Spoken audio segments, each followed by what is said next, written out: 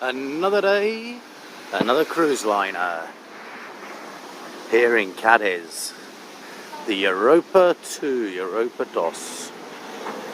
And I think later in today, Adventurer or Explorer of the Seas will be in. I will find out later on.